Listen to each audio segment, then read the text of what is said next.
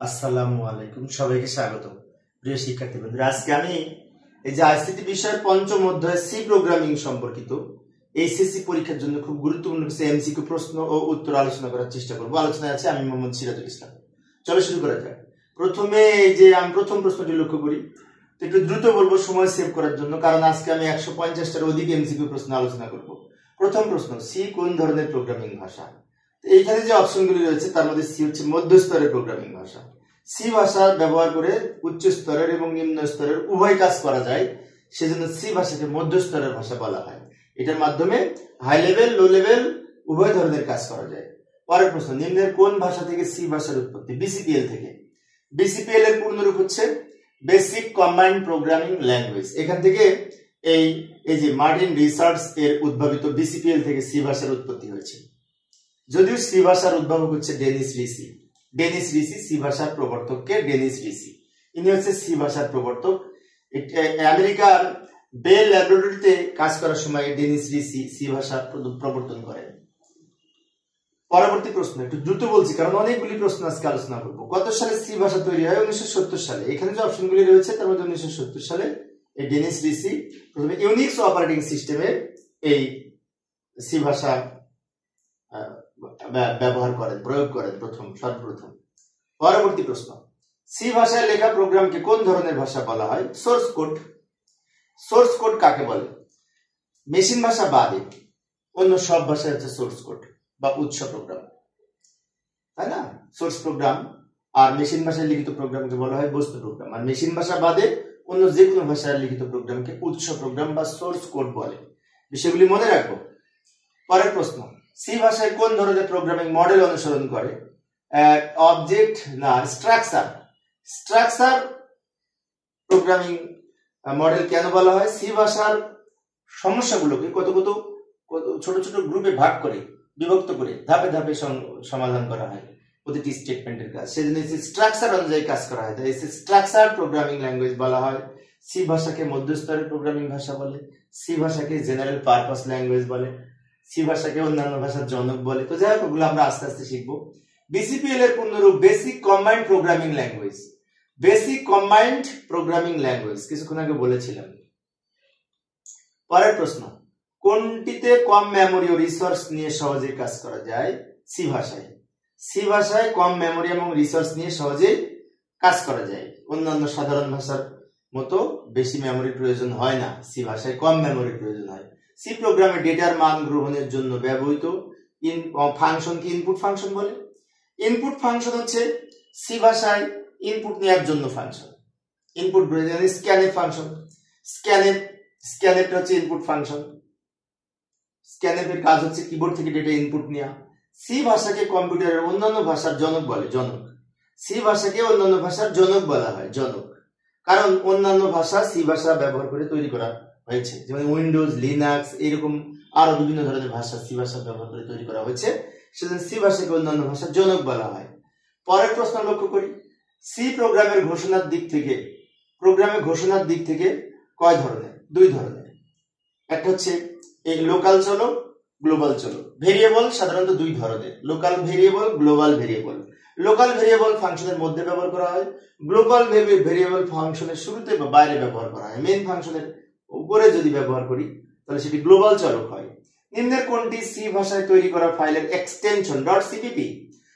.cpp যেমন আমরা HTML ভাষায় যখন কোড লিখি তখন সেভ করার সময় .html দিয়ে সেভ করি, সি ভাষায় প্রোগ্রাম লেখার পরে .cpp অথবা .c দিয়ে সেভ করা হয় এক্সটেনশন হিসেবে সেভ করার সময়। এই বিষয়গুলি মনে রাখবো। পরবর্তী প্রশ্ন, প্রোগ্রামের গঠন রীতিনীতিকে কি বলে? প্রোগ্রামিং মডেল বলে। প্রোগ্রামের গঠন রীতিনীতিকে প্রোগ্রামিং মডেল বলে। বিভিন্ন রকম প্রোগ্রামিং মডেল রয়েছে। Structure programming model, object oriented programming model, visual programming model, event driven programming model, এগুলো বিভিন্ন ধরনের প্রোগ্রামিং মডেল, আমরা এগুলো মনে রাখবো। পরের প্রশ্ন লক্ষ্য করি, সি প্রোগ্রামে চলকের নাম রাখার ক্ষেত্রে নিম্নের কোন বিশেষ ক্যারেক্টার ব্যবহার করা? আন্ডারস্কোর। আন্ডারস্কোর। সি ভাষায় আন্ডারস্কোর ব্যতীত আর কোনো প্রতীক ব্যবহার করা হয় না, শুধুমাত্র আন্ডারস্কোর ব্যবহার করা হয়। যেমন এই যে এই প্রতীকগুলি, অনেকগুলি প্রতীক আছে না, বিশেষ প্রতীক, এগুলি বিশেষ ক্যারেক্টার বলা হয়। এগুলো কোনোটা ব্যবহার করা যাবে না, শুধু ব্যবহার করা যাবে আন্ডারস্কোর চলকের নাম লেখার সময়। বিষয়টি মনে রাখবো। পরের প্রশ্ন লক্ষ্য করি, নিম্নের কোনটি ব্যবহার করে সি ভাষায় হেডার ফাইল যুক্ত করা হয়? ইনক্লুড, হ্যাশ ইনক্লুড ব্যবহার করে, ইনক্লুডের আগে হ্যাশট্যাগ ব্যবহার করে আমরা এই হেডার ফাইল যুক্ত করি। যেমন আমরা এই যে এখানে হেডার ফাইল stdio.h এটা যখন যুক্ত করি তখন কি করি? হ্যাশট্যাগ ব্যবহার করি, হ্যাশ ইনক্লুড। এখানে হেডার ফাইল যুক্তের জন্য হ্যাশ ইনক্লুড, এগুলো সব কিন্তু হেডার ফাইল। প্রত্যেকটার আগে আমরা হ্যাশ ইনক্লুড ব্যবহার করেছি। এগুলোকে প্রি প্রসেসর ডিরেক্টিভ বলা হয়, হ্যাশ ইনক্লুডকে। পরের প্রশ্ন লক্ষ্য করি, সি প্রোগ্রামিং ভাষা হলো উচ্চ স্তরের ভাষা, মধ্য স্তরের ভাষা, নিম্ন স্তরের ভাষা। এই দুটো হবে, এক আর দুই। নিম্ন স্তরের ভাষা হবে না। নিম্ন স্তরের ভাষা হচ্ছে দুইটা, একটা হচ্ছে প্রথম প্রজন্মের মেশিন ভাষা, দ্বিতীয় প্রজন্মের অ্যাসেম্বলি ভাষা, আর বাদ বাকি সব উচ্চ স্তরের ভাষা। এক আর দুই সঠিক। তার মানে কি? এই দুইটা নিম্ন স্তরের ভাষা না সি প্রোগ্রাম উচ্চ স্তরের ভাষা এবং মধ্য স্তরের ভাষাও বলা হয়। নিচের কোনটি সি প্রোগ্রামের আউটপুট ফাংশন হিসেবে ব্যবহার করা হয়? প্রিন্ট এফ কোনো কিছু প্রিন্ট করার function, print F, put string, put character, এইগুলি সব হচ্ছে এই আউটপুট ফাংশন। পরের প্রশ্ন লক্ষ্য করি, নিচের কোনটি সি ভাষা লেখার জন্য ব্যবহৃত কম্পাইলার? এখানে যে অপশনগুলি রয়েছে, কোড ব্লক সি কম্পাইলার এটা হচ্ছে এই আমাদের সি ভাষা লেখার জন্য সফটওয়্যার। আরো রয়েছে যেমন Turbo C, C plus plus বা বর্ডল্যান্ড সি, তারপরে কোড ব্লকস। আমরা কোড ব্লকসটা বেশি ব্যবহার করে থাকি সাধারণত। কোড ব্লকসটা সহজ, আমি তো কোড ব্লকস ব্যবহার করে সি প্রোগ্রাম লিখি। সি প্রোগ্রামে কোন ফাংশনের মধ্যে যে ভেরিয়েবল ঘোষণা করা হয়, তাকে বলা হয় লোকাল ভেরিয়েবল বলে। ফাংশনের মধ্যে যে ভেরিয়েবল ব্যবহার করা হয়, আর ফাংশনের বাইরে যদি ব্যবহার করা হয় তাকে গ্লোবাল ভেরিয়েবল বলে। মধ্যে হলে লোকাল ভেরিয়েবল। ফাংশনের পূর্ণ নাম ও কোড সহ পুরো অংশটিকে কি বলে? স্টেটমেন্ট বলে। একটা প্রোগ্রামে যেমন আমি এখানে লিখলাম প্রিন্ট এফ, একটা ফাংশন লিখলাম, এখান থেকে শুরু করে এই পর্যন্ত টোটালটা হচ্ছে স্টেটমেন্ট। এই স্টেটমেন্টটি প্রথমে ফাংশন, তারপর আমরা এই যে প্যারান্থিসিস ব্যবহার করেছি ফার্স্ট ব্র্যাকেট, এর মধ্যে প্যারামিটার পাস করেছি। টোটাল অংশটাকে সেমিকোলন পর্যন্ত স্টেটমেন্ট বলে। সেজন্য বলা হচ্ছে পূর্ণ নাম কোড সহ সম্পূর্ণ অংশকে স্টেটমেন্ট বলে, এবং স্টেটমেন্টের সাথে সেমিকোলন লিখতে হয় শেষে, স্টেটমেন্টের শেষে। পরের প্রশ্ন, কোন ফাংশনটি সি প্রোগ্রামিং ভাষায় আউটপুট দেওয়ার জন্য ব্যবহার করা হয়? প্রিন্ট এফ ফাংশনের কাজ হচ্ছে কোনো কিছু প্রিন্ট করা বা মনিটরে দেখানোর জন্য ব্যবহার করা হয়। প্রিন্ট এফ ফাংশনের মধ্যে যে এখানে আমরা প্যারান্থিসিস ব্যবহার করেছি, এর মধ্যে যা লিখবো সেটা মনিটরে দেখা যাবে ডাবল কোট দিয়ে। পরের প্রশ্ন লক্ষ্য করি, নিচের কোনটি অন্য তিনটিতে ভিন্ন? ফাংশনটা ভিন্ন কারণ আইএনটি, সেইসিআর, এলস এগুলো কিন্তু কিওয়ার্ড, বাট এটা নট কিওয়ার্ড। এগুলো কিওয়ার্ড, ডেটা টাইপ, বাট এটা কিন্তু কিওয়ার্ড না। দ্যাট মিন্স এটা হচ্ছে এই তিনটা হচ্ছে ভিন্ন, আলাদা। এই যে আরো বিভিন্ন রকম কিওয়ার্ড রয়েছে, আমি এখানে কয়েকটা ব্যবহার করেছি। মোট 32টা কিওয়ার্ড তোমাদের বইতে রয়েছে। আবার এনসিসি তে আছে 47টি কিওয়ার্ড, সি প্লাস প্লাস আছে আবার 63টি কিওয়ার্ড। এগুলো আমরা মনে রাখবো। সি প্রোগ্রাম গঠনের মেইন ফাংশনের প্রধানত কয়টি অংশ থাকে? সি প্রোগ্রামের মেইন ফাংশনের মধ্যে দুইটি অংশ থাকে, একটি হচ্ছে ডিক্লারেশন পার্ট আর হচ্ছে এক্সিকিউশন পার্ট। আমরা যদি একটা ফাংশন ব্যবহার করি তার দুইটা অংশ থাকবে, একটা হচ্ছে ডিক্লারেশন পার্ট যেখানে ভেরিয়েবল ডিক্লেয়ার করি, আর হচ্ছে এক্সিকিউশন পার্ট মানে কি ওই ডিক্লেয়ারের আলোকে আমাদের কাজ সম্পাদন করবে, এক্সিকিউশন পার্টে কাজ সম্পাদন করবে। পরের প্রশ্ন, সি প্রোগ্রামের অন্যতম বৈশিষ্ট্য হলো এটি কেস সেনসিটিভ। সি প্রোগ্রাম কিন্তু কেস সেনসিটিভ। কেন কেস সেনসিটিভ? সি প্রোগ্রামের ছোট হাতের বড় হাতের মধ্যে ম্যাটার করে। আমরা কিছু কিওয়ার্ড আছে যেগুলি ছোট হাতে লিখতে হবে, বড় হাতে লিখলে কাজ করবে না। সেজন্য সি প্রোগ্রামকে কেস সেনসিটিভ বলা হয়। বিষয়টি মনে রাখবো, সি প্রোগ্রাম বড় হাতের এবং ছোট হাতের লেখার মধ্যে সেনসিটিভ, তাই কেস সেনসিটিভ বলা হয়। সি প্রোগ্রামের গঠনে কোন সেকশনে ভেরিয়েবল ঘোষণা করা হয়? অবশ্যই ডিক্লারেশন সেকশনে ভেরিয়েবল ঘোষণা করা হয়। ডিক্লারেশন সেকশনে যেমন এই যে আমরা লিখি ডেটা টাইপ লিখবো, তারপর ভেরিয়েবলের নাম লিখবো। আচ্ছা, আমি একটা সরাসরি উদাহরণ দেখাচ্ছি। এই যে আমি একটা সি প্রোগ্রাম এখানে লিখেছি, তো এইখানে এটার নাম হচ্ছে link section, main function section, এটা হচ্ছে স্টার্ট, এটা এন্ড। এখানে এই লাইনটার নাম হচ্ছে ডিক্লারেশন, ভেরিয়েবল ডিক্লেয়ার করি। এইখানে কিন্তু আমরা এই ভেরিয়েবল লিখি, প্রথমে ডেটা টাইপ, তারপর ভেরিয়েবলের নাম, ভেরিয়েবল কমা দিয়ে শেষে সেমিকোলন লিখবো। এখানে তিনটা variable A B sum. A B হচ্ছে ইনপুট ভেরিয়েবল, এখানে ইনপুট হিসেবে এ বি ব্যবহার করেছি। সাম হচ্ছে আউটপুট ভেরিয়েবল, এই যে আউটপুট নেওয়ার সময় আমরা সাম ব্যবহার করেছি। তার মানে ভেরিয়েবল লেখা হয় ডিক্লারেশন পার্টে, এই লাইনটার নাম ডিক্লারেশন সেকশন। পরবর্তী প্রশ্ন, সর্বপ্রথম কোন অপারেটিং সিস্টেমে সি ভাষা ব্যবহার করা? ইউনিক্স অপারেটিং সিস্টেমে সর্বপ্রথম সি ভাষা ব্যবহার করা হয়েছিল। পরের প্রশ্ন লক্ষ্য করি, বর্তমানে প্রচলিত কম্পাইলার ও অপারেটিং সিস্টেম প্রায় শতকরা 70% বেশি কোন ভাষা ব্যবহার করা হয়েছে? সি ভাষা।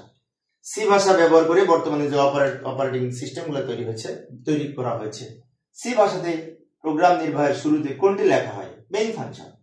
এটাও মেইন, সব জায়গায় মেইন, কিন্তু কোনটা সঠিক? এই মেইনটা সঠিক। কেন এই মেইনটা সঠিক? এখানে হ্যাশট্যাগ ব্যবহার করা যাবে না, এখানে বড় হাতে লেখা যাবে না, এই প্রতীক ব্যবহার করা যাবে না, তাহলে এইটা হচ্ছে সঠিক, খেয়াল রাখতে হবে কিন্তু। পরের প্রশ্ন লক্ষ্য করি, পাওয়ার ফাংশন। এটি একটি পাওয়ার কি? এটি একটি ফাংশন এবং এটি লাইব্রেরি ফাংশন। লাইব্রেরি ফাংশন কাকে বলে? আমরা যে উপরে হেডার ফাইল হিসেবে math.h অন্তর্ভুক্ত করি, কখন? যখন আমরা ফাংশন হিসেবে পাওয়ার ফাংশন ব্যবহার করি, sqrt রুট করার জন্য ফাংশনগুলো ব্যবহার করি, তখন আমরা উপরে হেডার ফাইল যুক্ত করি। আর হেডার ফাইলের সাথে যুক্ত যে সমস্ত ফাংশন আগে থেকে প্রোটোটাইপ হিসেবে এই লাইব্রেরি ফাংশনের সাথে এই পাওয়ার ফাংশনের কাজ যুক্ত করা আছে লাইব্রেরি ফাংশনের মধ্যে, তাই এগুলোকে লাইব্রেরি ফাংশন বলা হয়। যেমন printf, scanf, তারপরে sqrt, পাওয়ার ফাংশন, এগুলি আরো রয়েছে যেগুলি লাইব্রেরি ফাংশন, লাইব্রেরির সাথে লিঙ্ক যুক্ত থাকে। সেই জন্য সি কম্পাইলার কোন ফাংশনগুলো বিল্ড ইন? এই লাইব্রেরি ফাংশনগুলি বিল্ড ইন থাকে। সি প্রোগ্রামের ইনস্টল করার সাথে সাথে এগুলো অটোমেটিক কার্যক্রম লাইব্রেরির সাথে যুক্ত থাকে। যেমন বিভিন্ন ধরনের বিল্ড ইন ফাংশন রয়েছে, printf, scanf, getcs, এগুলো সব বিল্ড ইন ফাংশন এবং এগুলিকে লাইব্রেরি ফাংশন বলা হয়। কারণ হেডার ফাইল নামে যে লাইব্রেরি আমরা ইনপুট আউটপুট স্টেটমেন্ট হিসেবে যুক্ত করি, এই যে যেমন আমরা এখানে কি লিখলাম, include stdr.h, তাহলে এই যে ফাইলটা যুক্ত করলাম আমরা হেডার ফাইল, এর সাথে যুক্ত সমূহ সব হচ্ছে লাইব্রেরি ফাংশন। এখন এইখানে প্রশ্নটা আবার আলাদা, পাওয়ার ফাংশনের জন্য হেডার ফাইল কোনটি? math.h এটা হচ্ছে পাওয়ার sqrt, এই যে তার জন্য ব্যবহার করা হয়। সি প্রোগ্রামে getcs ফাংশন ব্যবহারের জন্য হেডার ফাইল কোনটি? conio.h, এই যে conio.h, include conio.h, conio এর পূর্ণরূপ হচ্ছে কনসোল ইনপুট আউটপুট, stdio এর পূর্ণরূপ হচ্ছে স্ট্যান্ডার্ড ইনপুট আউটপুট, .h দ্বারা হেডার ফাইল বোঝায়, তাই না? আচ্ছা, এই যে getcs একটি লাইব্রেরি ফাংশন যেটি এই একটি ক্যারেক্টার ডেটা ইনপুট দেওয়ার জন্য ব্যবহার করা হয়। ভেরিয়েবলের নামের প্রথম অক্ষর ব্যবহার করা হয়, ইংরেজি অক্ষর ব্যবহার করা যাবে, বাংলা অক্ষর ব্যবহার করা যাবে না, গ্রিক ভাষা যে কোনো অক্ষর ব্যবহার করা যাবে না, ইংরেজি অক্ষর ব্যবহার করা যাবে। যেমন এ থেকে জেড পর্যন্ত ব্যবহার করা যাবে, ছোট হাতের হতে পারে, বড় হাতের হতে পারে। এই বিশেষ করে ভেরিয়েবল ডিক্লেয়ারের সময় 0 থেকে 9 পর্যন্ত ব্যবহার করা যাবে সংখ্যা, তবে সংখ্যা প্রথমে লেখা যাবে না। আন্ডারস্কোর ব্যবহার করা যাবে প্রতীকের মধ্যে, আন্ডারস্কোর ছাড়া আর কোনো প্রতীক ব্যবহার করা যাবে না। এই তিনটা জিনিস মাথায় রাখলেই আমাদের এই ভেরিয়েবল লেখা সহজ। পরবর্তী প্রশ্ন লক্ষ্য করি, সি প্রোগ্রামে নিম্নের কোন অক্ষর ডেটা টাইপের কনস্ট্যান্ট কিওয়ার্ড ch নির্দেশ করে? %c এই ক্যারেক্টার নির্দেশ করে এবং %c হচ্ছে ফরম্যাট স্পেসিফায়ার, char হচ্ছে ডেটা টাইপ, char হচ্ছে ডেটা টাইপ, যার জন্য ফরম্যাট স্পেসিফায়ার হচ্ছে %c। সব অক্ষরসূচক ডেটার জন্য ব্যবহার করা হয়। পরের প্রশ্ন, সি প্রোগ্রামে ইনক্লুড ফাইল নেম দ্বারা নিচের কোনটি বোঝানো হয়? প্রি প্রসেসর বলে। এই যে ইনক্লুড ব্যবহার করি না আমরা, এই ইনক্লুড এই অংশটা সহ আমাদের এই অংশটাকে প্রি প্রসেসর ডিরেক্টিভ বলে। প্রি প্রসেসর, এই যে এটি হচ্ছে প্রি প্রসেসর। নিম্নের কোনটি সি প্রোগ্রামের ব্যবহৃত হেডার ফাইল? সি প্রোগ্রামে ব্যবহৃত হেডার ফাইল সঠিক কোনটা? এটা কোনো আছে, এটা ভুল, এটা সঠিক।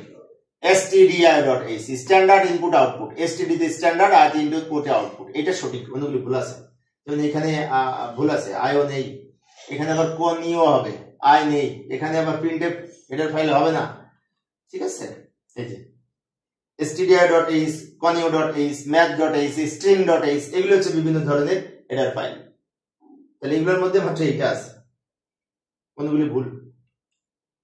পরের প্রশ্ন লক্ষ্য করি, সি প্রোগ্রামের ফাংশনের মধ্য দিয়ে কোনটি ব্যবহার করা যায়? Parameter passing. আমরা যখন সি প্রোগ্রামের একটা ফাংশন লিখি, যেমন printf ফাংশন লিখলাম, প্রিন্টএফের মধ্যে ব্র্যাকেটের মধ্যে ফার্স্ট ব্র্যাকেটের প্যারেনথেসিসের মধ্যে আমরা যে অংশটা লিখি ডাবল কট দিয়ে, ওটাকে প্যারামিটার বলে, প্যারামিটার পাসিং বলে। সি প্রোগ্রামের জন্য সংরক্ষিত বিশেষ কিছু শব্দ আছে যেগুলিকে কিওয়ার্ড বলে। কিওয়ার্ড বলে এই যে আইএনটি, সিএসিআর, ফ্লট, ইফ, এলস, ডু, ফর, আরো আছে ইত্যাদি, মানে কি আরো আছে। এই যে কিছুক্ষণ আগে বললাম আনসি তে 47টি কিওয়ার্ড রয়েছে, সি প্লাস প্লাসে 63টি কিওয়ার্ড রয়েছে, আর আমাদের বর্তমান বইতে 32টা কিওয়ার্ড আছে, তাই না? এগুলো আমরা পড়বো, বই পড়বো, তার মধ্যে থাকবে। সিএলআর, এসসিআর, এটা দ্বারা কোনো কিছু পরিষ্কার করার, কম বিশেষ করে অ্যাকুমুলেটর পরিষ্কার করার জন্য এই ফাংশনটা ব্যবহার করা হয়, এবং এর জন্য নির্ধারিত হেডার ফাইল হচ্ছে conio.h। conio.h এর জন্য নির্ধারিত যে সমস্ত ফাংশন রয়েছে, লাইব্রেরি ফাংশন, তার মধ্যে এইটা একটা, এবং getch একটা, তাই না? সি প্রোগ্রামে ব্যবহৃত sqrt এর জন্য হেডার ফাইল কোনটি? math.h, include math.h। include math.h ব্যবহার করা হয় এই sqrt এর জন্য, পাওয়ার ফাংশনের জন্য, মনে রাখবে এটা কিন্তু। sqrt এর জন্য math.h ব্যবহার করা হয়, math.h। sqrt মানে কোনো কিছু রুট করা বোঝায়। হেডার ফাইল হলো এটা ঠিক, এটা ঠিক, এটা না, এটা না, প্রিন্টএফ হেডার ফাইল, এটা ফাংশন। এই দুটো ঠিক, 1 আর 2 সঠিক, 1 আর 2 সঠিক। পরের প্রশ্ন, সি প্রোগ্রামে ব্যবহৃত strcpy মানে স্টার কপি বোঝায়, এটা কপি বোঝায়। হেডার ফাইল কোনটি? কপি করার জন্য হেডার ফাইল হচ্ছে এই যে স্ট্রিং। একটা স্ট্রিং কপি করে, একটা শব্দকে কপি করে, এই স্ট্রিং সিপিআই দ্বারা কপি বোঝায়, কোনো কিছু কপি করার জন্য, এটা মনে রাখবো। সি প্রোগ্রামে প্রতিটি স্টেটমেন্ট শেষে কি লিখতে হয়? সেমিকোলন। সেমিকোলন প্রতিটি স্টেটমেন্ট শেষে লিখতে হয়। সি প্রোগ্রামের ব্যাকরণ একটি, সিনট্যাক্স, গঠন, মনে রাখবো। এটা ভুল হলে পরে ব্যাকরণগত ভুল হয়। যেমন লক্ষ্য করি এখানে একটা সি প্রোগ্রাম দেওয়া আছে, উপরে গুলোতে কিন্তু লেখা নেই, কিন্তু যেখান থেকে স্টেটমেন্ট শুরু হয়েছে, এইখানে সেমিকোলন, এখানে সেমিকোলন, এখানে সেমিকোলন, এখানে সেমিকোলন, এখানে সেমিকোলন, এখানে সেমিকোলন, প্রত্যেকটি স্টেটমেন্ট শেষে আমরা সেমিকোলন লিখেছি, তাই না? এটা সি প্রোগ্রামের ব্যাকরণগত একটি বৈশিষ্ট্য। পরের প্রশ্নটি লক্ষ্য করি, সি প্রোগ্রাম গঠনে নিম্নের কোনটি অত্যাবশ্যকীয়? Main function section. এই মেইন ফাংশন সেকশন ক নম্বরে? এটা কিন্তু লিখতেই হয় সি প্রোগ্রামে। মেইন ফাংশন দিয়ে মূলত সি প্রোগ্রাম শুরু হয়। এখানে যে অপশনগুলি রয়েছে তার মেইন ফাংশনটা সঠিক, ওটা অত্যাবশ্যকীয়। মেইন ফাংশন সি প্রোগ্রামের অন্যতম প্রধান ফাংশন। এই যে মেইন ফাংশন, এইটা সি প্রোগ্রামের শুরুটি হয় এই মেইন ফাংশন দিয়ে, সি প্রোগ্রাম শুরু হয় লেখা, সেজন্য এটা অত্যাবশ্যকীয়। পরের প্রশ্ন, সি প্রোগ্রামের লিঙ্ক সেকশনে সংযুক্ত করা হয় কোনটি? Header file. লিঙ্ক সেকশনে আমরা হেডার ফাইল যুক্ত করি, যেমন আমি উদাহরণ দিচ্ছি, এই যে লক্ষ্য করি, এই যে এইটা হচ্ছে লিঙ্ক সেকশন। এই প্রথমখানে হ্যাশট্যাগ ব্যবহার করে যেটা লিখেছি এটা লিঙ্ক সেকশন বলে, যেখানে হেডার ফাইল যুক্ত করি আমরা। হেডার ফাইল, বিভিন্ন ধরনের হেডার ফাইল যুক্ত করি প্রয়োজন অনুযায়ী। সি প্রোগ্রাম লেখা শেষে কম্পাইল করার জন্য কিবোর্ডের কোনটি প্রেস করা হয়? Alt+9। Alt+9 প্রেস করে সি প্রোগ্রামকে কম্পাইল করা হয়, ডিবাগ করা হয়। পরের প্রশ্ন, সি প্রোগ্রামিং ভাষার কোন লেখার কোড লেখার কম্পাইলার কোনটি? এটা না, এটা না, কিউবেসিক না, প্রথম দুইটা হবে। কিউবেসিক তো সি প্রোগ্রাম লেখা যায় না, এই দুটো ব্যবহার করে লেখা যায়। কোড ব্লকস, টার্বো সি, এগুলো ব্যবহার করে সি প্রোগ্রাম লেখা যায়, যদিও আমরা কোড ব্লকস ব্যবহার করে ম্যাক্সিমাম স্টুডেন্ট লিখে থাকি, তাই না? আমি নিজেও লিখে থাকি কোড ব্লকস ব্যবহার করে। সি প্রোগ্রামের হেডার ফাইল, এই দুটো সঠিক, এটা হবে না। কিছু প্রশ্ন রিপিট হয়ে গেছে, পরে চেঞ্জ করব। সি প্রোগ্রামের ব্যবহৃত library function. Library function scanf, printf, এই দুইটা। এটা ফাংশন না, ফাংশনের প্রতীক কিন্তু এটা, এই প্রতীকটা এখানে নাই। আর math.h নামে কোনো ফাংশন নাই, এই দুটো ফাংশন লাইব্রেরি ফাংশন। 1 আর 3, 1 আর 3, এটা সঠিক, এই খ নাম্বার সঠিক। পরের প্রশ্ন, 40 কে রুট করার জন্য সি প্রোগ্রামের এক্সপ্রেশন কোনটি? sqrt। এই যে sqrt 40, sqrt রুট করার প্রতীক, বিষয়টি মনে রাখবো। স্কোয়ার দেওয়ার জন্য কোনটি ব্যবহার করে? পাওয়ার ফাংশন। এই পাওয়ার ফাংশন, পাওয়ার যার যেটি পাওয়ার দিব সেটা পরে হবে কমা দিয়ে, এটা সঠিক। পাওয়ার ফাংশন ব্যবহার করে এটি লেখা যায়, এইটা এইরকম ব্যবহার করি, কারণ এ প্রথমে লিখবো, কমা দিয়ে এই পাওয়ারটা পাশে লিখবো, এটা নিয়ম। কিবোর্ড হতে ইনপুট নেওয়ার জন্য সি ভাষার কমান্ড কোনটি? Scanf function. স্ক্যানএফ ফাংশনের কাজ হচ্ছে কিবোর্ড থেকে ডেটা ইনপুট নেওয়া, স্ক্যানএফ ফাংশনের কাজ। আর প্রিন্টএফ ফাংশনের কাজ হচ্ছে মনিটরে আউটপুট দেখানো, কোনো কিছু প্রিন্ট করা বলতে আউটপুট হিসেবে মনিটরে দেখানোকেই প্রিন্ট করা বলে। পাও ফাংশনের জন্য অত্যাবশ্যকীয় হেডার ফাইল math.h। এই math.h এটা পাওয়ার ফাংশনের জন্য ব্যবহার করি, sqrt ফাংশনের জন্য ব্যবহার করি। এই যে পাওয়ার ফাংশনের জন্য এই math.h হেডার ফাইল হিসেবে ব্যবহার করি। সি ভাষায় কোন ধরনের প্রোগ্রামিং মডেল অনুসরণ করে? Structure programming model. এটা ডাবল হয়ে গেছে, স্কিপ করে দিলাম। নিম্নের কোনটি সি ভাষার কিওয়ার্ড? আইএনটি। ইন্টিজার টাইপ ডেটার জন্য, পূর্ণ সংখ্যার জন্য আইএনটি ডেটা টাইপ হিসেবে কিওয়ার্ড ব্যবহার করা হয়। অন্যগুলি কিওয়ার্ড না, কোনটা হেডার ফাইল, কোনটা ফাংশন। কম্পিউটারের ডেটা সংরক্ষণের মেমরি কোনটি? র্যাম। র্যামে ডেটা সংরক্ষণ করা হয়। র্যামের পূর্ণরূপ র্যান্ডম অ্যাক্সেস মেমরি, রমের পূর্ণরূপ রিড অনলি মেমরি, তাই না? প্রাথমিকভাবে র্যামে থাকে, তারপরে আমরা যখন অ্যাক্সেস করি তখন এসে ওখান থেকে ডেটা এনে আমরা অ্যাক্সেস করি, সেজন্য র্যান্ডম অ্যাক্সেস মেমরি বলে। বারবার আমরা অ্যাক্সেস করি। কোনটি দ্বারা অক্ষরমালা বা স্ট্রিং ধ্রুবক গঠিত?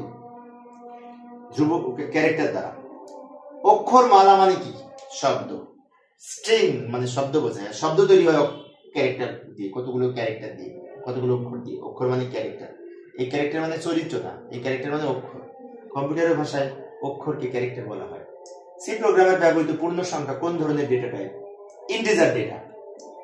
Integer type data. সি প্রোগ্রামের যে পূর্ণ সংখ্যা ওটা ইন্টিজার টাইপ ডেটা। পূর্ণ সংখ্যা ডেটাকে ইন্টিজার টাইপ ডেটা বলে। IDCHR, ফ্লোট, ডাবল এগুলো কোন ধরনের ডেটা টাইপ? এগুলো হচ্ছে বিল্ড ইন ডেটা টাইপ।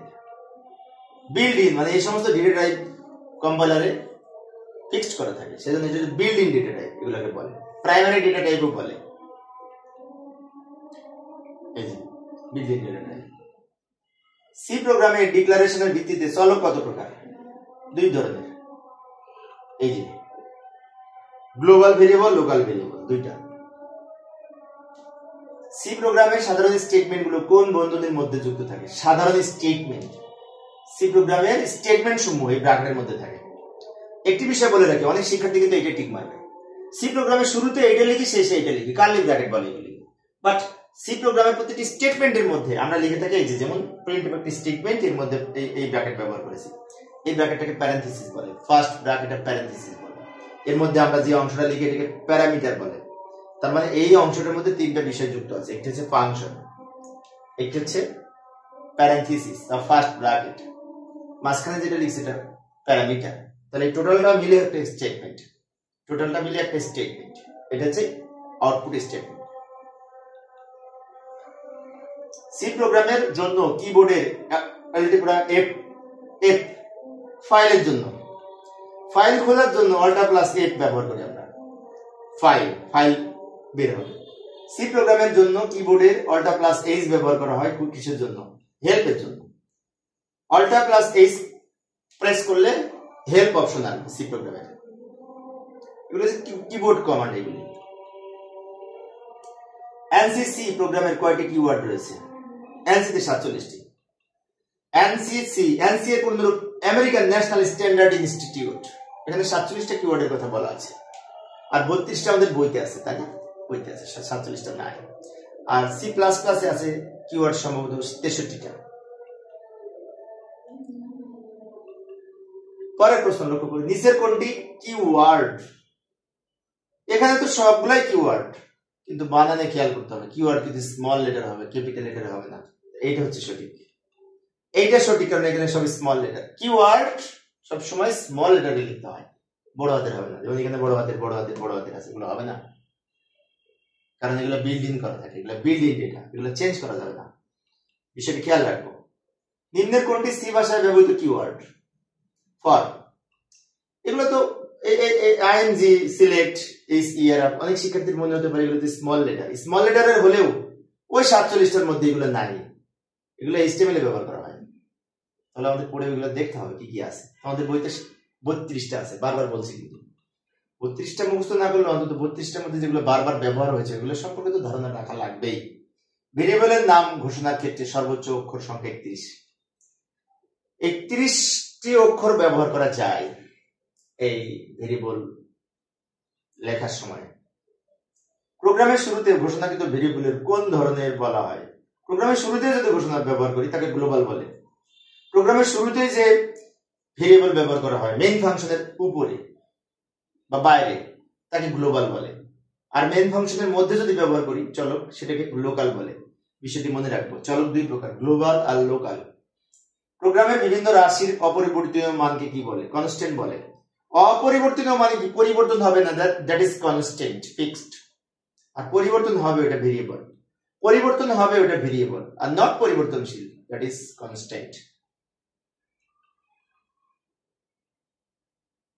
পূর্ণ সংখ্যা ডেটা টাইপ ব্যবহারের ক্ষেত্রে সি প্রোগ্রামে কোনটি লেখা হয়? পূর্ণ সংখ্যা data int keyword. Integer type ডেটার জন্য এই আইএনটি হচ্ছে পূর্ণ সংখ্যা ডেটা টাইপের জন্য নির্ধারিত কিওয়ার্ড, ইন্টিজার টাইপ ডেটা।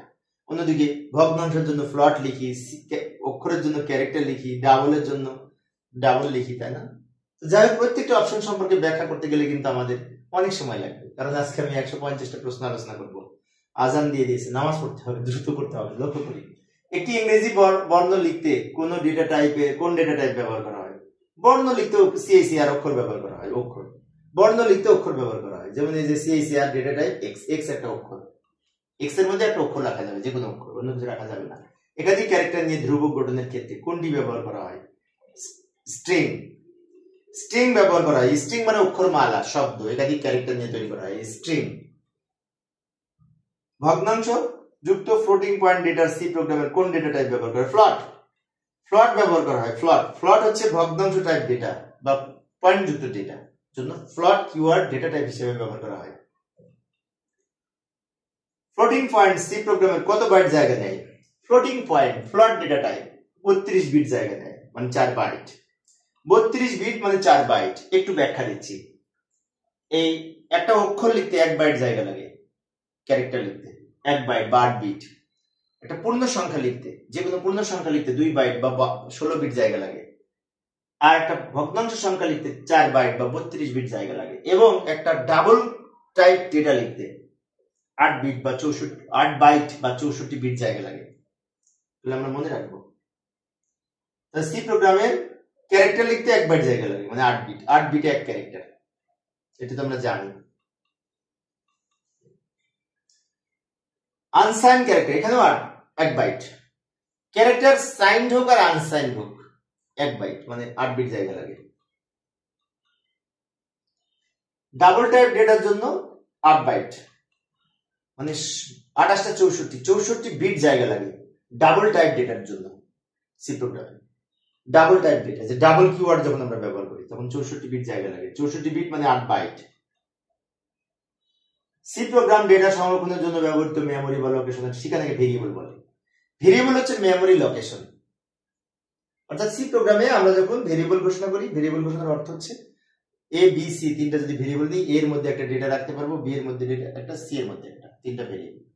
এগুলোর মাধ্যমে মেমোরিতে জায়গা সংরক্ষণ করা হয়, জায়গা দখল করা হয়, তাই না? যে চলক মেইন ফাংশনের বাইরে ব্যবহার করা হয় এটা গ্লোবাল চলক বলে। এটা সহজ প্রশ্ন, সেজন্য দ্রুত গেলাম। কনস্ট্যান্টকে কয় ভাগে ভাগ করা হয়? 2 প্রকার। কনস্ট্যান্ট 2 প্রকার, যথাক্রমে নিউমেরিক এবং স্ট্রিং। সংখ্যাসূচক কনস্ট্যান্ট, অক্ষরসূচক কনস্ট্যান্ট। সংখ্যাসূচক আর অক্ষরসূচক 2 প্রকার কনস্ট্যান্ট। কনস্ট্যান্ট অপরিবর্তনশীল, এর পরিবর্তন হয় না। নিচের কোনটি সঠিক? এই ধরনের প্রশ্ন কিন্তু পরীক্ষায় আসে, ভালো করে লক্ষ্য করি। এটা ঠিক, অন্যগুলি ভুল। কেন ভুল? এখানে 1 দিয়ে শুরু হতে পারবে না ভেরিয়েবল, তাহলে 1 দিয়ে শুরু হয়েছে সংখ্যা, এটা ভুল। এখানে স্পেস আছে, স্পেস দেওয়া যাবে না, তাহলে এটাও ভুল। এখানে আবার ডট ডট আছে, এই প্রতীক ব্যবহার করা যাবে না। প্রতীক ব্যবহার করতে হলে শুধুমাত্র আন্ডারস্কোর, তাহলে এইটা সঠিক, অন্যগুলি ভুল। এটা সঠিক, অন্যগুলি ভুল। আইএনটি কিওয়ার্ড ভেরিয়েবলের নাম ইনপুট আউটপুটের জন্য কোনটি ব্যবহৃত হয়? পূর্ণ সংখ্যা ইনপুট আউটপুট নেওয়ার জন্য %d ব্যবহার করা হয় ফরম্যাট স্পেসিফায়ার হিসেবে। %d হচ্ছে ফরম্যাট স্পেসিফায়ার। পূর্ণ সংখ্যার জন্য %d লাগে 8 বিট, আর এর ফরম্যাট স্পেসিফায়ার হচ্ছে %c, শুধুমাত্র একটি ক্যারেক্টার ব্যবহারের জন্য। স্ট্রিং একটি শব্দ ব্যবহারের জন্য %s, এটাও 1 বাইট মানে 8 বিট। আইএনটি একটি পূর্ণ সংখ্যা 2 বাইট মানে 16 বিট জায়গা দখল করে মেমোরিতে, এবং এর জন্য %d ব্যবহার করা হয়। লং আইএনটি এর জন্য %ld ব্যবহার করা হয়, 4 বাইট বা 32 বিট জায়গা লাগে। ফ্লট 4 বাইট বা ব্যবহার জায়গা লাগে ভগ্নাংশ টাইপ ডেটা লিখতে। %f হচ্ছে ফরম্যাট স্পেসিফায়ার। ডাবলের জন্য 8 বাইট জায়গা লাগে, lf। লং ডাবলের জন্য lf, কিন্তু lf টা বড় হাতের হবে, বিষয়টি খেয়াল করব। 10 বাইট লিখে নেব, মানে 80 বিট। সিএসিআর টাইপ ভেরিয়েবলের মান ইনপুট আউটপুট দেওয়ার জন্য সিএসিআর মানে ক্যারেক্টার পার্সেন্টেজ সি, সিএসিআর থাকলে পার্সেন্টেজ সি, প্লট থাকলে পার্সেন্টেজ এফ, আইএনটি থাকলে পার্সেন্টেজ ডি। পার্সেন্টেজ এফ এর জন্য কত বাইট জায়গা লাগে? 32 বিট। 32 বিট মানে 4 বাইট। এই সংখ্যাটা কোন টাইপ ডেটা এবং এই সংখ্যাটার জন্য কত বিট জায়গা লাগবে কম্পিউটারে? 32 বিট। কারণ এটি ফ্লট টাইপ ডেটা, ভগ্নাংশ টাইপ ডেটা। এখন অনেক শিক্ষার্থীর মনে হতে পারে আগে তো সংখ্যা আছে। হ্যাঁ, আগে তো সংখ্যা থাকতেই পারে, সমস্যা নেই, কিন্তু ফ্লট টাইপ ডেটা, 32 বিট জায়গা লাগবে, ভগ্নাংশ টাইপ ডেটা। সি ভাষায় 63 ডেটা লিখতে কত বিট জায়গা লাগবে? 16 বিট। 63 একটি পূর্ণ সংখ্যা, পূর্ণ সংখ্যা লিখতে 2 বাইট বা 16 বিট জায়গা লাগে। পূর্ণ সংখ্যা, এখন অনেক শিক্ষার্থীর মনে হতে পারে পূর্ণ সংখ্যা কত পর্যন্ত, তাই না? সেটা এখন দেখবো আমরা, পূর্ণ সংখ্যা কত পর্যন্ত। পূর্ণ সংখ্যা সাধারণত ওই 65,536, মাইনাস অর্ধেক প্লাস অর্ধেক, মাঝখানে আবার জিরো থাকে, তাই না? সেজন্য প্লাস সংখ্যা একটা কম হয়। যাই হোক, আমার এই কথাটা কিন্তু তোমরা বুঝলে না মনে হয়, একটু পরে আমি দেখাবো যে কথাটা বললাম যে কোনটার কত রেঞ্জ, ওইটা একটু পরে আমি বলবো। ভগ্নাংশ টাইপ ডেটার ফরম্যাট স্পেসিফাই পার্সেন্টেজ এফ, একটু দ্রুত বলছি সময় সেভ করার জন্য। ডাবল টাইপ ডেটার জন্য পার্সেন্টেজ এল এফ দেখলাম কিছুক্ষণ আগে। সি প্রোগ্রামিং ভাষায় সুইচ হচ্ছে কিওয়ার্ড, সুইচটা কিওয়ার্ড, কিন্তু কিওয়ার্ড হচ্ছে 32টা কিওয়ার্ড তোমাদের বইতে আছে, তার মধ্যে সুইচটা আছে। Switch keyword, switch for, if, else, int data type variable. এই যে এখানে আসলাম, আইএনটি ডেটা টাইপের জন্য এই যে মাইনাস 32,768 থেকে প্লাস 32,767 পর্যন্ত। এখন অনেক শিক্ষার্থীর মনে হতে পারে এটাকে মুখস্থ করবো না, ওটা মুখস্থের বিষয় না, ওটাই কিছুক্ষণ আগে বললাম আমি যে এটা ব্যাখ্যা আমি দিব এবার। এই যে এখানে লক্ষ্য করি, এইখানে এই যে একটা পূর্ণ সংখ্যা ডেটা, এই লাইনটা লক্ষ্য করি। একটা পূর্ণ সংখ্যা ডেটা যেহেতু 16 বিট, 2 টু দি পাওয়ার 16 সমান 65,536, কিন্তু 65,036 এর মধ্যে প্লাসও আছে মাইনাসও আছে, অর্ধেক প্লাস অর্ধেক মাইনাস। অর্ধেক প্লাস মানে কি? 2 to the power 15, 2 to the power 15 minus 2 to the power 15, এটার মান হচ্ছে ঋণাত্মক সংখ্যা, এতটি লেখা যাবে, এবং শূন্য একটা সংখ্যা। তাহলে কত হলো? 68 সাথে একটা শূন্য যোগ 69 হলো। এই যে 32,769 হলো, শূন্য সহ, শূন্য এখানে নাই। এইবার এখান থেকে আবার plus 2 to the power 15 minus 1 হবে। এই মাইনাস 1 কেন হচ্ছে? এখানে শূন্য একটা সংখ্যা আছে সেই জন্য। তাহলে আমাদের সূত্রটা হচ্ছে মাইনাস 2 টু দি পাওয়ার 15 হতে plus 2 to the power 15 minus 1। 1 কেন হচ্ছে? এখানে শূন্য আছে, সেজন্য 1 হচ্ছে, সেটি মনে রাখবে। সি ভাষায় ব্যবহৃত এইগুলা কি? এইগুলাকে বলা হয় স্কেপ সিকোয়েন্স। স্কেপ সিকোয়েন্স বলে, স্কেপ সিকোয়েন্স ক্যারেক্টারের এইগুলো আমরা অনেক সময় ব্যাকস্ল্যাশ ব্যবহার করে লিখে থাকি। এটা এক একটা রকমের কাজ। আচ্ছা, এই কি কয় ধরনের স্কেপ সিকোয়েন্স আছে, কি কি আমরা একটু দেখি, কাজ কি, দেখলে সমস্যা তো নাই। ব্যাকস্ল্যাশ এন ব্যবহার করে নতুন লাইন তৈরি করা হয়। এইভাবে ব্যবহার যদি করি তাহলে এটা নিচে আসবে, অনেকটা বিআর এর মতো। এইচটিএমএল বিআর লিখি না, এই ব্যাকস্ল্যাশ এন বিআর এর কাজ করে। ব্যাকস্ল্যাশ টি এখানে লিখবো, পরে ওটা এক ট্যাব দূরে চলে যাবে। ব্যাকস্ল্যাশ আর লিখলে এই শুরু থেকে শুরু হবে, এটুকু বাদ দিয়ে এখান থেকে শুরু হবে। ব্যাকস্ল্যাশ আর যেখানে লিখবো সেটা শুরুতে চলে আসবে। অ্যালার্ম এর জন্য এ ব্যবহার করা হয়, এ অ্যালার্মের জন্য এইভাবে ব্যবহার করি, ব্যাকস্ল্যাশ ব্যবহার করে। বি এর জন্য আমাদের পিছনে এক ঘর সরে যাবে, বি ব্যবহার করলে এক ঘর সরে যাবে। এই ব্যাকস্ল্যাশ এটা ব্যবহার করলে সিঙ্গেল কোটেশন হবে আমরা যদি ব্যবহার করি। ব্যাকস্ল্যাশ ডাবল কোটেশন ব্যবহার করলে এটা যদি ডাবল কোটেশন হবে। ডাবল ব্যাকস্ল্যাশ ব্যবহার করলে একটা ব্যাকস্ল্যাশ থাকবে। আউটপুটে যদি আমি ব্যাকস্ল্যাশ দেখতে চাই, জাস্ট ডাবল ব্যাকস্ল্যাশ একবার ব্যবহার করব, তাহলে এর আগে একটা ব্যাকস্ল্যাশ থেকে যাবে। আর প্রশ্নবোধক চিহ্নের জন্য ব্যাকস্ল্যাশ হট চিহ্ন ব্যবহার করা হয়। প্রশ্নবোধক চিহ্ন কিন্তু তুমি সি প্রোগ্রামে লিখতে পারবে না যদি এই ব্যাকস্ল্যাশ ব্যবহার না করো, তাহলে কিন্তু আউটপুট পাবে না। এখানে ব্যাকস্ল্যাশটা দেখা যাবে না, কিন্তু প্রশ্নবোধক দেখা যাবে। হোয়াট ইজ পেন্সিল, তারপরে ব্যাকস্ল্যাশ দিয়ে যেটা লিখছি, ব্যাকস্ল্যাশ দেখা যাবে না, হোয়াট চিহ্নটা দেখা যাবে, এটা লেখার কারণে। এইগুলাকে বলা হয় স্কেপ সিকোয়েন্স। সি প্রোগ্রামের পরবর্তী লাইনে যাওয়ার জন্য ব্যবহৃত হয়, কিছুক্ষণ আগেই তো বললাম, পরবর্তী লাইনে যাওয়ার জন্য এন ব্যবহার করা হয়। এই যে এন ব্যবহার করেছি, তাই আউটপুটটা এটা নিচে চলে গেছে, লাইন আলাদা হয়ে গেছে। সি ভাষায় চলক কোনটি? সি ভাষার সঠিক চলক কোনটি? এটা আন্ডারস্কোর আছে এটা, এখন আন্ডারস্কোর থাকলে অনেক সময় ভুল থাকতে পারে, কিন্তু যেমন টু দিয়ে যদি আন্ডারস্কোর থাকে তাহলে তো ভুল হবে, টু দিয়ে শুরু হতে পারবে না। এটা ভুল কারণে এই প্রতীক থাকবে না, এটা ভুল কারণে ওয়ান দিয়ে ব্যবহার হবে না, এটা ভুল কারণে ড্যাশ ব্যবহার হবে না, ওয়ান ব্যবহার হবে না। এটা সঠিক। ভেরিয়েবল ঘোষণার নিয়ম আমি ইতিপূর্বে আলোচনা করেছি, ওখান থেকে তোমরা দেখে নিতে পারবে। সি প্রোগ্রামের জন্য নিম্নের কোনটি সঠিক চলক? এটা সঠিক, এটা এটা ভুল, টু দিয়ে শুরু, এটা বা এই প্রতীক আছে, এটা আবার মাঝখানে এটা আছে, তাহলে এটা সঠিক, এটা সঠিক। সিতে স্ট্রিং টাইপ ডেটা প্রদর্শনের জন্য, স্ট্রিং প্রদর্শনের জন্য পার্সেন্টেজ এস হচ্ছে format specifier. Percentage S C প্রোগ্রামের পার্সেন্টেজ এস হচ্ছে স্ট্রিং প্রদর্শনের জন্য। আউটপুটের বামে এক ঘর পেছানোর জন্য আমরা এই ব্যাকস্ল্যাশ বি ব্যবহার করি, ব্যাকস্ল্যাশ বি। সতর্ক সংকেত অ্যালার্মের জন্য এ ব্যবহার করি, অ্যালার্ম দেওয়ার জন্য এ ব্যবহার করি। এই যেমন আমরা অ্যালার্ম এই ব্যাকস্ল্যাশ এ ব্যবহার করলাম, ফলে কি হবে, এটা যখন প্রদর্শন করবে তখন অ্যালার্ম দিবে, অ্যালার্ম বাজবে। আউটপুট প্রশ্নবোধক চিহ্ন প্রদর্শনের জন্য ব্যাকস্ল্যাশ হট চিহ্ন ব্যবহার করি, ব্যাকস্ল্যাশ হট চিহ্ন। যেমন এই যে এখানে আমি ব্যাকস্ল্যাশ হট চিহ্ন ব্যবহার করলাম, ফলে আউটপুটে হোয়াট ইজ পেন্সিল এখানে দেখা যাচ্ছে, এটা বাদে এটা আউটপুটে দেখা যাচ্ছে। আউটপুট পরবর্তী লাইনের শুরু থেকে শুরু করতে হলে আর ব্যবহার করব, ব্যাকস্ল্যাশ আর ব্যবহার করলে, যেমন এখানে ব্যাকস্ল্যাশ আর ব্যবহার করেছি, তাই এটা পরবর্তী লাইনে শুরু থেকে শুরু হবে, শুরু থেকে। আউটপুট অন্যদিকে এক ট্যাব দূরে সরানোর জন্য ব্যাকস্ল্যাশ টি ব্যবহার করা হয়, এক ট্যাব দূরে সরে যাবে। যেমন এই যেখানে ব্যাকস্ল্যাশ টি ব্যবহার করানে এই লেখাটা একটু দূরে চলে গেছে, বেশি চলে গেছে, আর একটু কম যাবে আর কি, এক ট্যাব দূরে চলে যাবে। আউটপুট ডাবল কোটেশন ব্যবহার করার জন্য এটা ব্যবহার করা হয়, backslash double quote, backslash double quote. এই যে এখানে কিন্তু ব্যাকস্ল্যাশ দুই দিকে ডাবল কোট আছে, তা কিন্তু হবে না। এটা এস পার্সেন্টেজ এস স্ট্রিং এর জন্য ব্যবহার করা হয়, স্ট্রিং এর জন্য এটা ব্যবহার করা হয়। পার্সেন্টেজ এস স্ট্রিং এর জন্য ব্যবহার করা হয়। পার্সেন্টেজ সি সিআর এর জন্য ব্যবহার করা হয়, ক্যারেক্টারের জন্য। পার্সেন্টেজ সি ক্যারেক্টারের জন্য ব্যবহার করা হয়, ক্যারেক্টারের জন্য। ক্যারেক্টার মানে অক্ষর, অক্ষর। নিচের কোনটি কিওয়ার্ডের উদাহরণ? এখানে এই স্ক্যানারটা কিওয়ার্ড না, এখানে ভয়েডটা কিওয়ার্ড না, এখানে লাইনটা কিওয়ার্ড না, সবগুলো ভুল আছে। এটা সঠিক, এটা সঠিক কিওয়ার্ড, কিন্তু ওগুলোতে ভুল আছে। কিওয়ার্ড কিন্তু মনে রাখতে হবে, বারবার বলছি, 32টা কিওয়ার্ড তোমাদের বইতে আছে, ওগুলো একটু মনে রাখতে হবে। কোনটি সি প্রোগ্রামিং ভাষায় ব্যবহৃত শর্তযুক্ত? তাই না, শর্তযুক্ত হচ্ছে ইফ এলস, ইফ যদি, এলস অন্যথায়, ইফ এলস যদি অন্যথায়, এগুলো শর্তযুক্ত statement. Conditional control statement, conditional মানে শর্ত। ভেরিয়েবলের অ্যাসাইনমেন্ট স্টেটমেন্টের মাধ্যমে কোনটি সংরক্ষণ করা হয়? প্রয়োজনীয় ডেটা, প্রয়োজনীয় ডেটা আমরা অ্যাসাইন করে দিই, যে এটার মানে এত। ডেটা রাখার পদ্ধতিকে ভেরিয়েবলকে কি বলা হয়? অ্যাসাইনমেন্ট বলা হয়।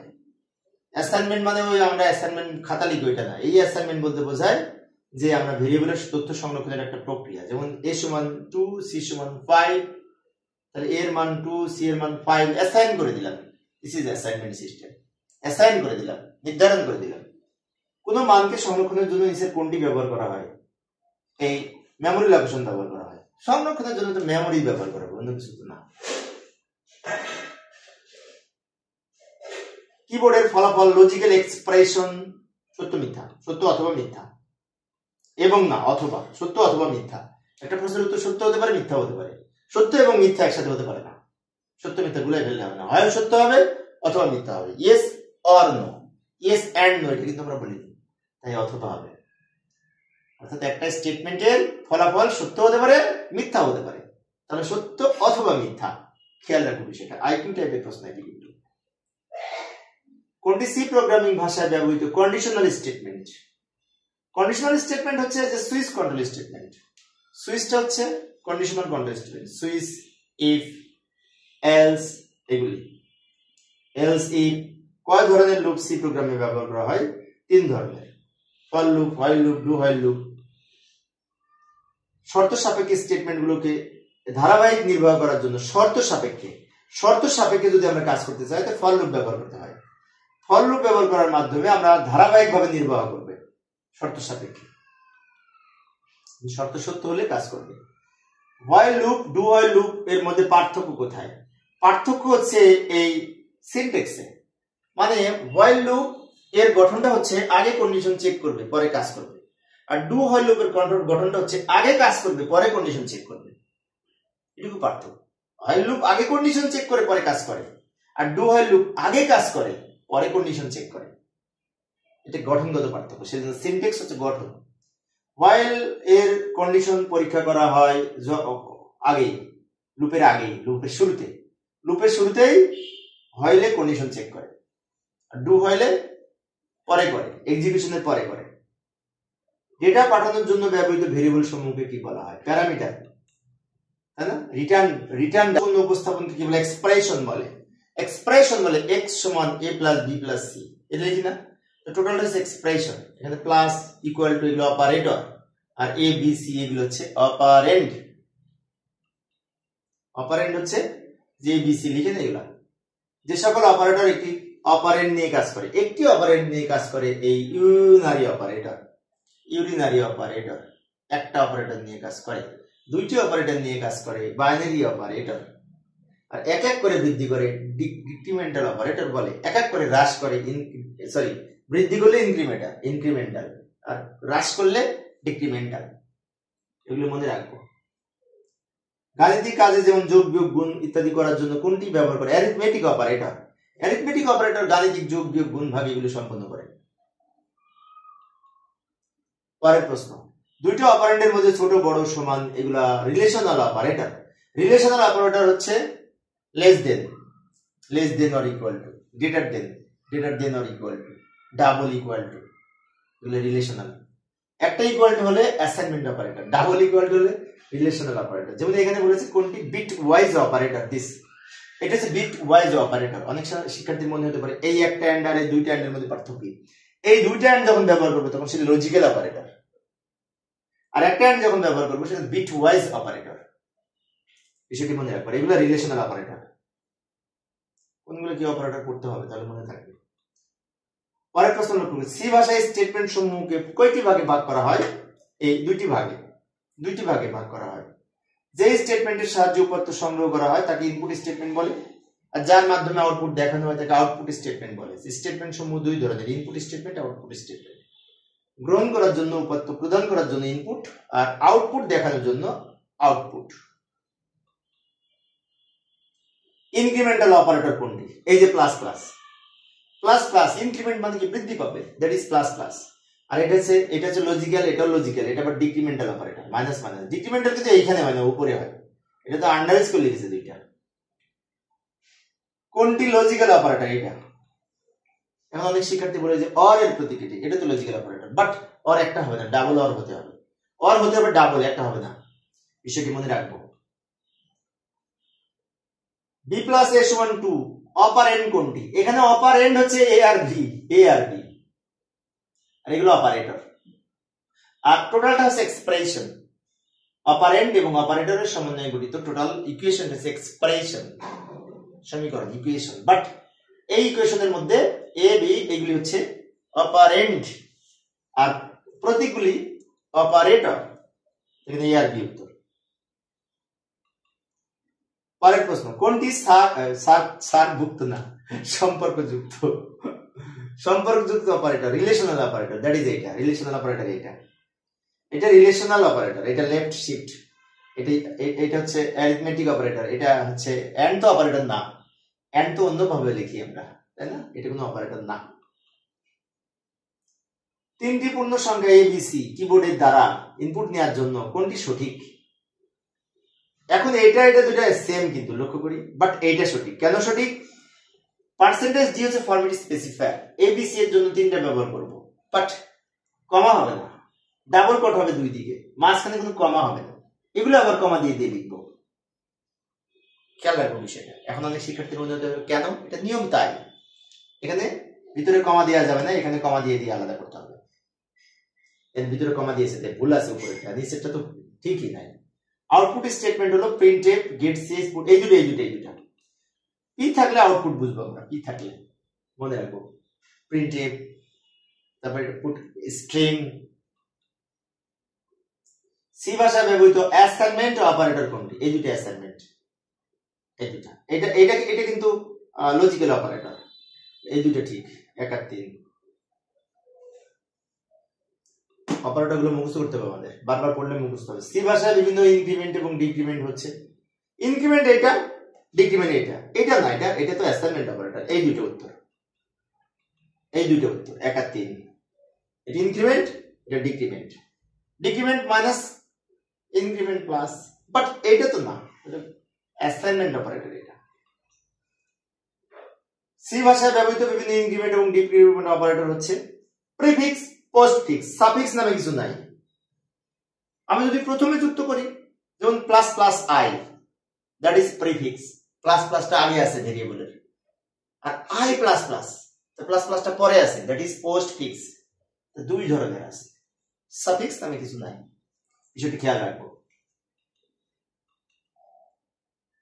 কোনটি লজিক্যাল এন্ড অপারেটর? এটা ডাবল এন্ড, আর এটা হচ্ছে রিলেশনাল। এটা হচ্ছে কি রিলেশনাল, এটা আবার নট অপারেটর।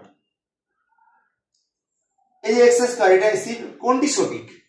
এখানে কিন্তু এক্স স্কয়ার কে দুইবার এক্স ব্যবহার করতে হবে, যে এটা সঠিক, এক্স ইন্টু এক্স, অথবা পাও ফাংশন ব্যবহার করতে হবে। পাও ফাংশন কোথাও নাই, তার মানে এটার জন্য এটা সঠিক। সবগুলো ভুল আছে। স্কয়ার আছে, স্কয়ার দেওয়া যাবে না। স্কয়ার দুই ভাবে লেখা যায়, একটা হচ্ছে হয় গুণ করতে হবে, অথবা পাও ফাংশন ব্যবহার করে লিখতে হবে। তাই এটা সঠিক, এটা সঠিক। কোনটি ব্রাঞ্চিং স্টেটমেন্ট? এই যে ইফ এলস, ইফ হলে এটা, এলস হলে ব্রাঞ্চ করে পরেরটা, সেজন্য ব্রাঞ্চিং স্টেটমেন্ট বলে ইফ এলস কে। যদিও এটা কন্ডিশনাল কন্ট্রোল স্টেটমেন্ট, শর্ত সাপেক্ষে কাজ করে ইফ এলস। প্রোগ্রাম দুটি শর্তের কোন স্টেটমেন্টটি ব্যবহৃত হয়? দুটি শর্ত ইফ আর এলস। সত্য দুইটা, আমি যদি বলি দুইটা সংখ্যার মধ্যে কোনটি ছোট, if A greater than B অথবা এ লেস দেন বি, যদি সত্য হয় তাহলে পরে যা লিখবো সেটা, আর যদি মিথ্যা হয় তাহলে এলস এর পরে যা লিখবো। তাহলে ইফ আর এলস দুইটার ক্ষেত্রে। আর যদি তিনটা হয় if else, if else if else, এটা এটি ভুল আছে, যেহেতু অপশনে ভুল, এটা সঠিক। একই স্টেটমেন্ট থেকে অন্য স্টেটমেন্ট প্রোগ্রামের নিয়ন্ত্রণে স্থানান্তর করার জন্য কোনটি ব্যবহার করা হয়? Go to. গো টু মানে কি? আবার গো টু এগেইন বললাম, তাহলে গো টু এগেইন আবার ফিরে যাবে, এগেইন আবার স্থানান্তর হবে। কোন লুপ একবার নির্বাহ করলে তারপর শর্ত পরীক্ষা করা হয়? এই যে ডু হোয়াইল লুপ। এই যে ডু হোয়াইল লুপ কি করে? একবার নির্বাহ করে কাজ।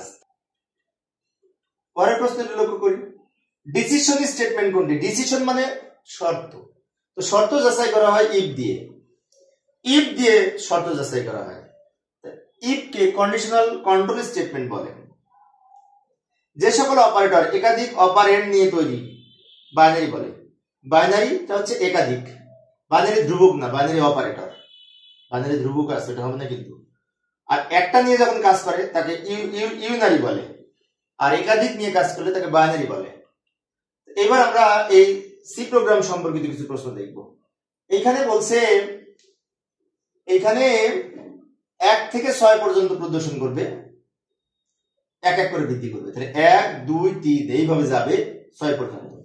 6টা প্রদর্শন করার কথা, কিন্তু এখানে বলেছে ইফ i সমান 4 যখন হবে তখন কন্টিনিউ মানে স্কিপ করে যাবে, 4 প্রদর্শন করবে না। তার মানে আমাদের উত্তর হবে 5। কেন 5 হবে? 1 থেকে 6 পর্যন্তের মধ্যে 4 বাদ যাবে, এটা বলেছে তাই। ইফ এর মধ্যে যা লেখা থাকে কন্টিনিউ থাকলে ওটা বাদ যায়। কন্ডিশনাল কন্ট্রোল স্টেটমেন্ট হলো ইফ এলস ইফ সুইচ, এখানে সবগুলাই হবে, সবগুলাই আমাদের কন্ডিশনাল কন্ট্রোল স্টেটমেন্ট, কন্ডিশন যাচাই করে। পরের প্রশ্নটি 43-44 এর জন্য।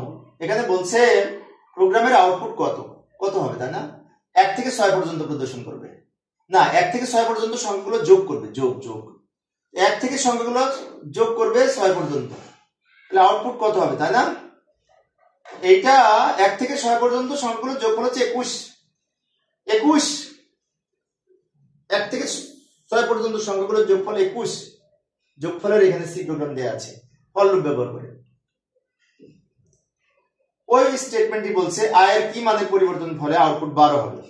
i সমান 2, i সমান 2 প্লাস 1 দিলে, লক্ষ্য করি i এর মান যদি 2 দিয়ে শুরু করি তাহলে 2 দিয়ে শুরু করেছি, 2 এর সাথে 2 যোগ করে 4, 4 এর সাথে 2 যোগ করে 6, 6 পর আর হবে না, কারণ 6 পর্যন্তই বলেছি। তাহলে তিনটা সংখ্যার যোগফল 12। তাহলে আমরা যদি i সমান 2 ধরি 1 এর পরিবর্তে আর 2 2 করে বৃদ্ধি করি তাহলে এই 12 পাবো। সেজন্য বলেছে i সমান 2 i সমান i প্লাস 2। এটা উত্তর।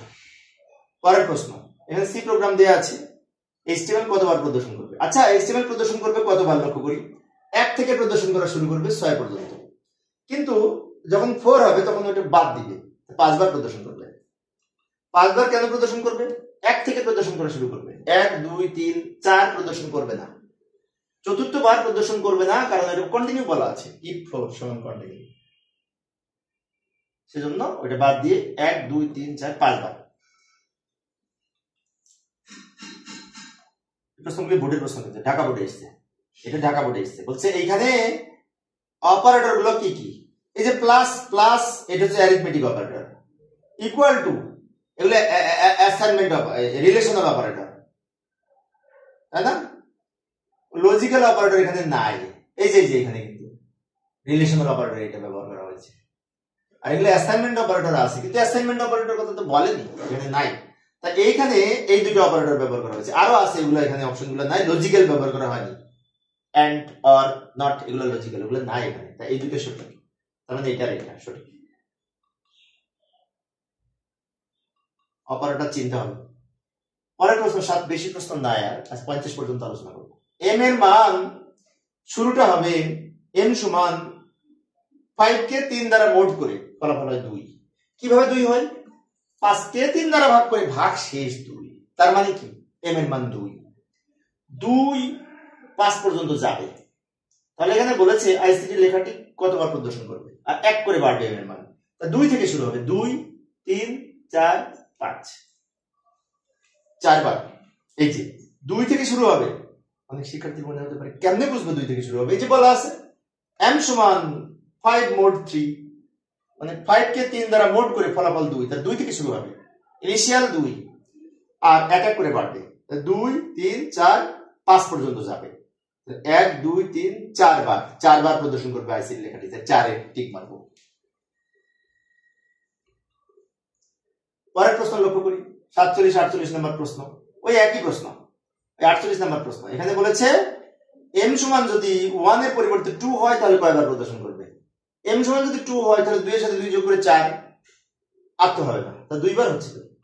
এই যে 2, m এর মান তো 2 হবে, এখানে 2 এর সাথে 2 2 করে পার্থক্য, তো 2 এর সাথে 2 যোগ করে 4 হয়, 4 এর সাথে 2 যোগ করে 6 হয়, 6 প্রদর্শন করবে না, কারণ বলা আছে 5 পর্যন্ত, সেজন্য উত্তর হবে 2, একবার 2 বার, 2 বার।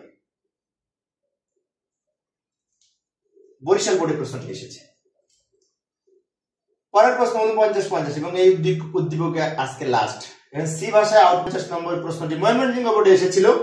এখানে বলেছে, এখানে প্রোগ্রাম দেয়া আছে, বলেছে s সমান 2, আমরা সব জায়গায় দেখেছি s সমান 0, s সমান 0, আর এখানে বলেছে s সমান 2, তাহলে s সমান যদি 2 হয় তাহলে আমাদের এই সংখ্যাগুলো s এর সাথে i এর মান যোগ করবে, i এর মান 1 করে বাড়বে, কত হবে? এখানে i এর মান 1 দিয়ে শুরু হয়েছে, তো i এর মান যখন 1 দিয়ে শুরু হলো তখন এই 1 1 করে বাড়বে 10 পর্যন্ত, 10 পর্যন্ত যোগ করবে, তাহলে 1 থেকে 10 পর্যন্ত সংখ্যাগুলোর যোগফল 55, 55, 55 সাথে এই 2 যোগ হবে 57 উত্তর। ভালো করে লক্ষ্য করি, 1 থেকে 10 পর্যন্ত অথবা 0 থেকে 10 পর্যন্ত সংখ্যাগুলোর যোগফল 55, 55, 10 পর্যন্ত সংখ্যাগুলোর যোগফল 55, এটা আমরা জানি। এখন এই 10 পর্যন্ত সংখ্যাগুলোর যোগফল 55 কিভাবে, এর একটা শর্টকাট সূত্র আছে, সেটা হচ্ছে 10 × 11 ভাগ 2। 1 থেকে 100 পর্যন্ত সংখ্যাগুলোর যোগফল কত? 100 × 101 ভাগ 2। 1 থেকে 7 পর্যন্ত সংখ্যাগুলোর যোগফল কত? 7 × 8 ভাগ 2, অর্থাৎ 1 যোগ করে গুণ হবে। 10 পর্যন্ত সংখ্যাগুলোর যোগফল হচ্ছে 10 × 11 ভাগ 2, 55 হবে, 55 আর এই 2 57 উত্তর। লাস্ট প্রশ্ন, এখানে i এর কোন মানের পরিবর্তনের ফলে 32 হবে?